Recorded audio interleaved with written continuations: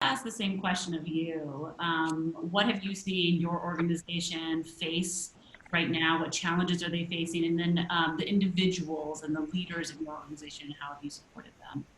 Yeah, no, well, I would echo everything that Carol said. She said pretty much everything that I would have had. Also, I'm in the Bay Area. Maureen Gevertz, I'm the Chief People Officer at Pantheon. I think one of the challenges, in addition to what Carol had mentioned, that immediately, stuck in my head was how to keep connected and keep the strength of our culture going. We have a really strong culture, but for our office-bound employees in San Francisco, Minneapolis, and New York, we wanted to make sure, number one, that they had a great ergonomic setup. So we gave everyone a one-time stipend to make sure that they were going to be working comfortably.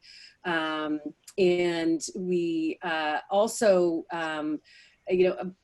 our larger office in San Francisco, a lot of work was done just, in hanging out on couches and passing by people. And so we wanted to make sure that we kept that kind of what I call the secret sauce of the culture going. And so we launched a couple of different things, one being Friday fireside chats with all the executives so we could all stay in contact with our employees.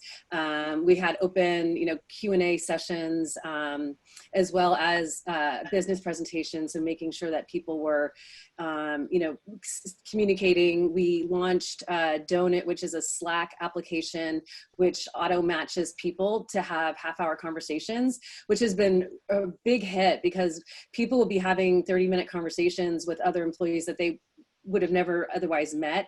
And the point is not to talk about work. So, we talk about the family and the kids and, the challenges that people are having. And then putting out a lot of resources we have a remote life Slack channel that we already had. So putting out tons of resources on mental assistance, EAP, how to, parenting, homeschooling, making sure that, and a lot of employees are putting in their own research that they found. So it's been really great where everyone, we have a lot of employees helping employees. And then lastly, I'll say for our leadership team, we're just implementing a leadership development program.